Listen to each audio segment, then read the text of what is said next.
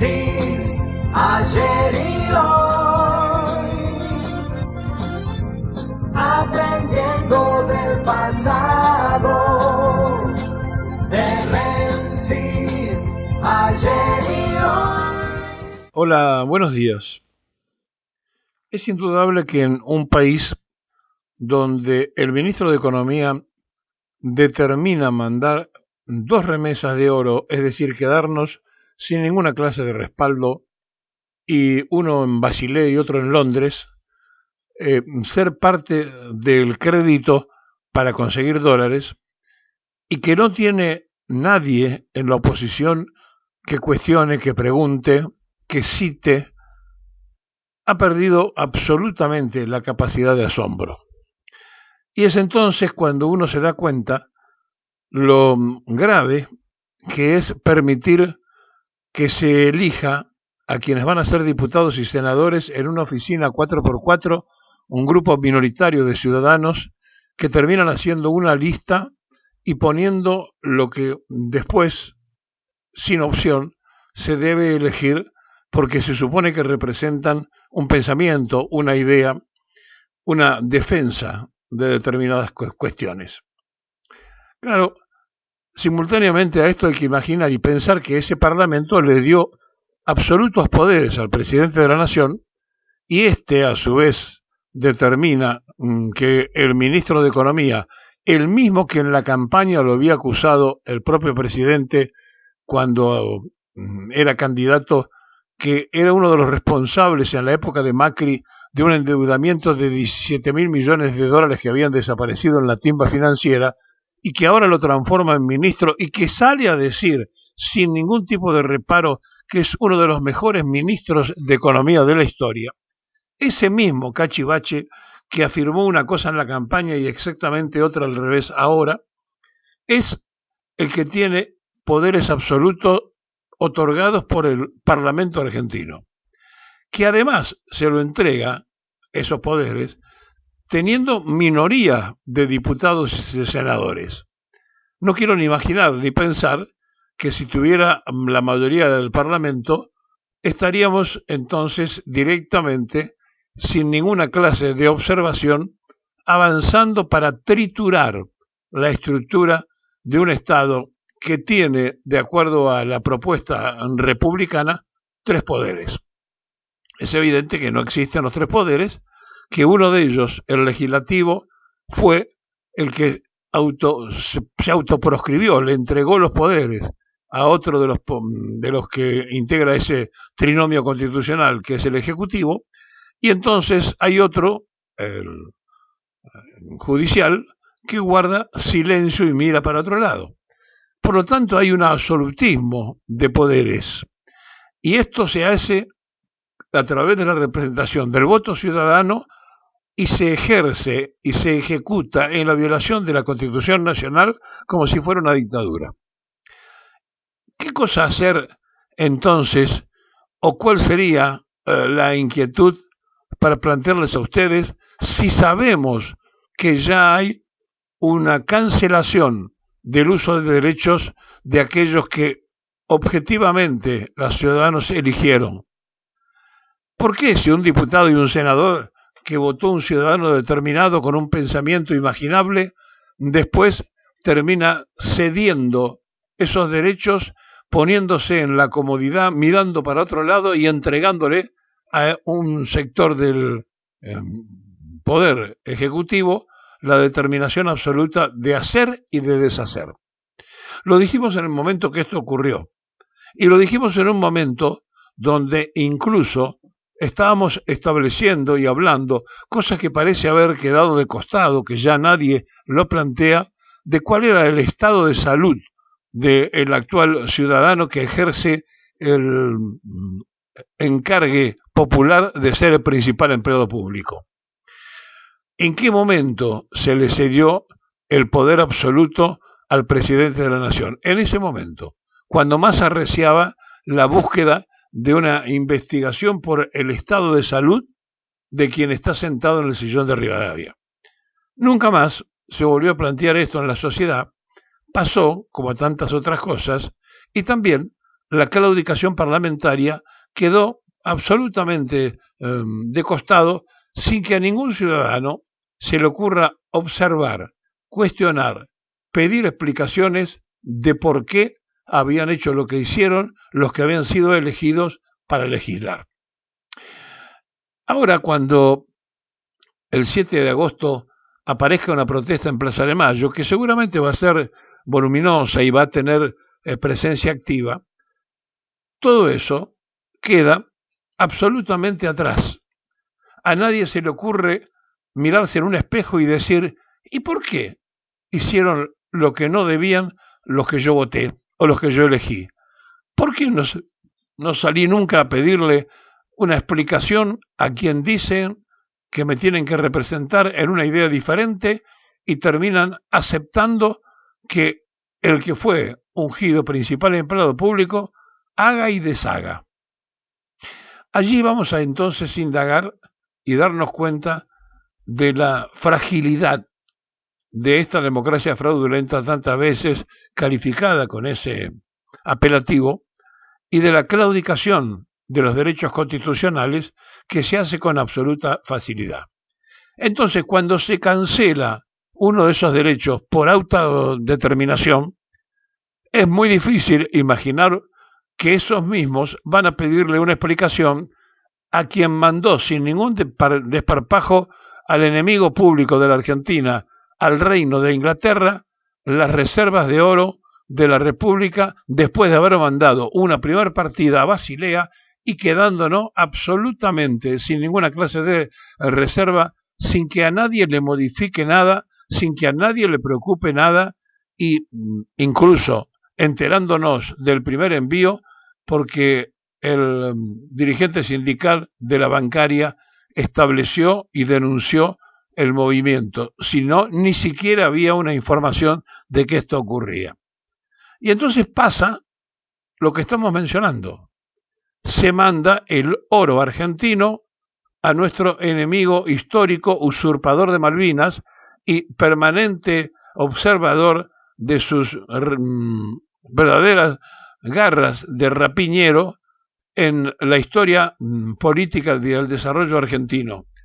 Los ingleses estuvieron atentos a través de las logias de poder meterse incluso cuando se decretó el acta fundacional de nuestra independencia, que hubo que hacerla 2 veces porque se hablaba de la independencia de España y se dejaba libre que podíamos ser esclavos de otros, y después tuvieron que hacerla para decir y de toda dominación extranjera.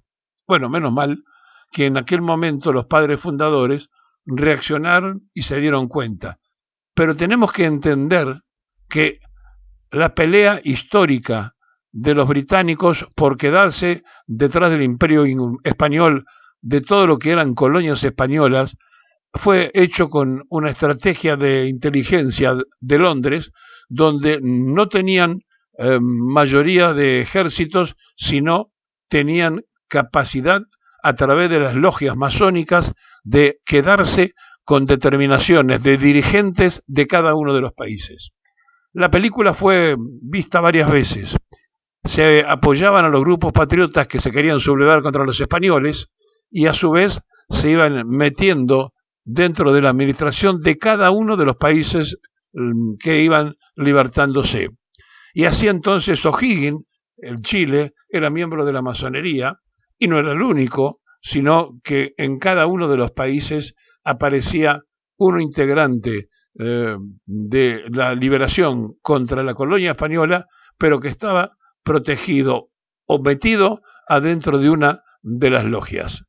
Y pasó con una tremenda velocidad entonces el poder de la independencia de España a quedar aparentemente grupos patriotas, pero detrás de estos grupos patriotas logias que ofreciéndole el apoyo para la independencia y la libertad y el grito de soberanía, escondían el cambio de bandera. El imperio inglés acechaba a través de las logias y se escondía en la masonería.